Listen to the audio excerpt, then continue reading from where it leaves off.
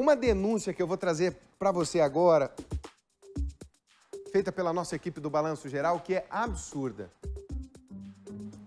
Um instrutor, ó a denúncia, um instrutor de autoescola que perdeu até a credencial por assediar alunas.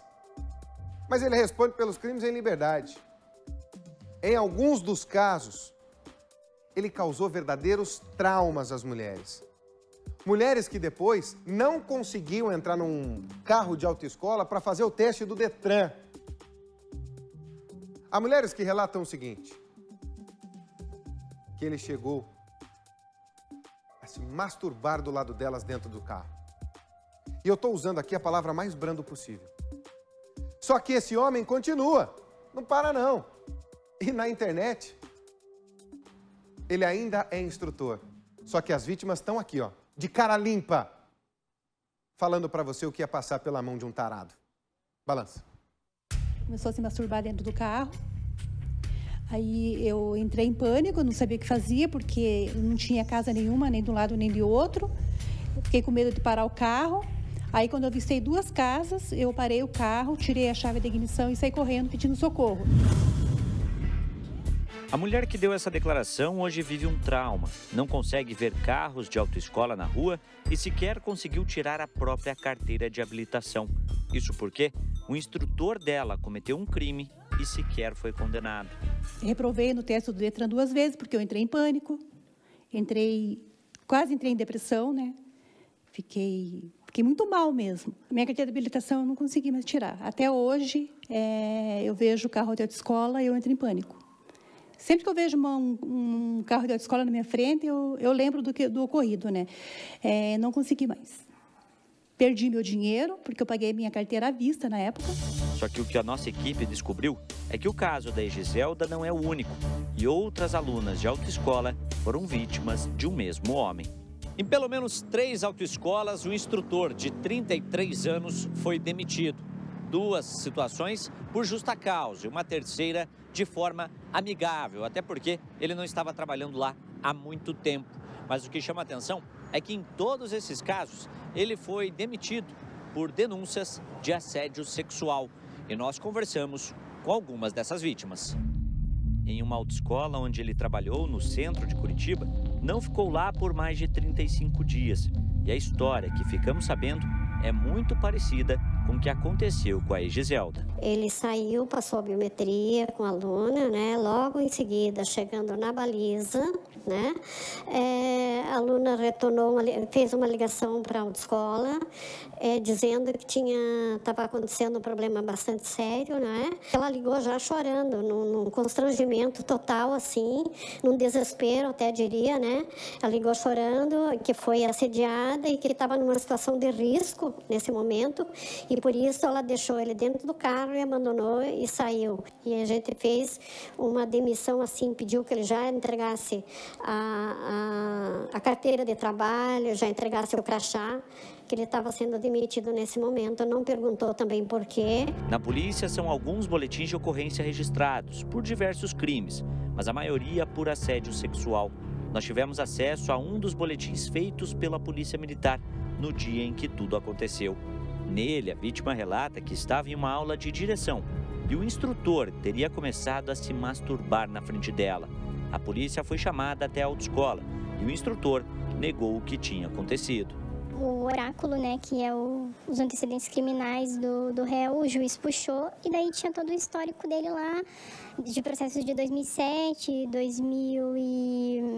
2013, 2014, 2017, 2019. Então, são algumas vítimas que ele vem fazendo aí ao longo do tempo, né? Ex-namoradas me procurando massivamente para dizer que sofreram abuso de todas as maneiras, físico, moral. Teve até uma tentativa de homicídio de uma delas. E fora as alunas da autoescola, muitas que não fizeram a denúncia justamente por medo e porque não tiveram respaldo da justiça.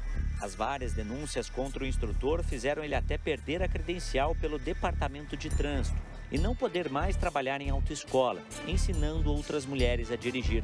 Mas isso não o impede de continuar fazendo isso.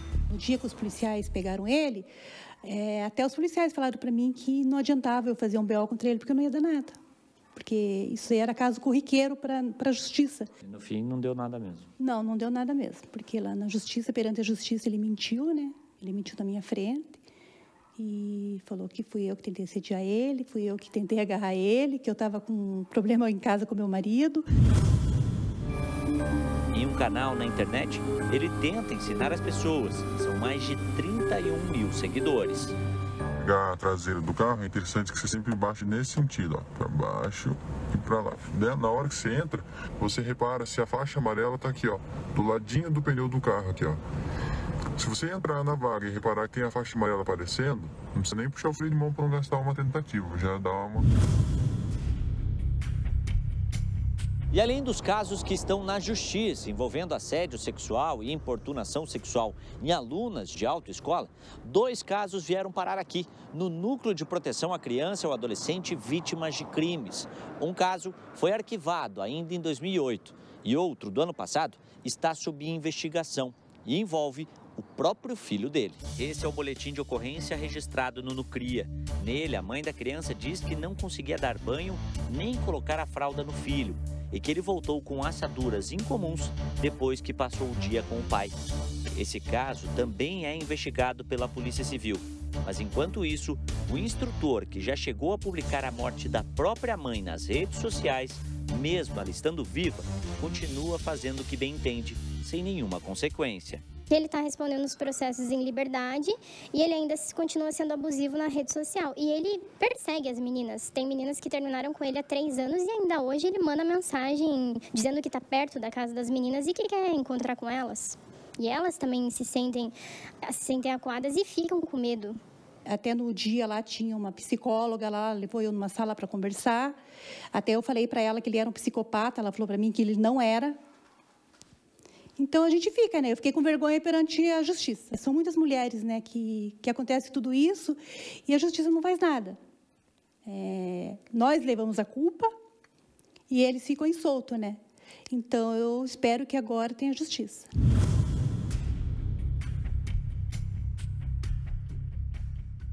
Eles usam sempre desse expediente, sempre dessa história. Não, foram elas que vieram para cima de mim. Hoje, nós tivemos um caso aí do fim de semana que foi revelado agora, de um Uber, de um motorista de Uber que fez uma coisa parecida e disse que a relação que ele teve com a mulher foi consentida. Aí ela, quando acordou 2 horas da tarde, falou, não, eu não consenti com ninguém. Peraí, foi na polícia e denunciou. Ele está banido do Uber e vai perder a esposa e os filhos, provavelmente, porque ele tinha esposa e filho. Mas é sempre essa história de pôr a culpa na mulher, de pôr a culpa na vítima. Que barbaridade, que coisa mais absurda, mexendo com o sonho das pessoas. É sonho de 10 entre 10 brasileiros ter a carteira de motorista. Você vai para uma autoescola, você confia. Gente, o negócio é tão absurdo que tem autoescola exclusiva só para mulheres. Mulheres que ensinam mulheres, para evitar esse tipo de situação aqui. Porque tem gente, tem tarado por aí que se disfarça assim de professor, de jornalista, de instrutor de autoescola para cometer os seus abusos. Como é o caso desse aí. Aliás, o Balanço Geral está aberto para ele. A hora que ele quiser falar e dar a sua versão, mas como é que você vai acreditar num homem que matou a própria mãe na rede social para comover os outros e nessa comoção tirar proveito? Dá para confiar numa pessoa assim? De maneira nenhuma. As vítimas estão traumatizadas, ele está solto e pela internet ainda ensinando as pessoas a dirigir. Você acha que pode um negócio desse? Esse país é maluco, gente. Isso aqui é pra gente maluca, não é pra gente certa.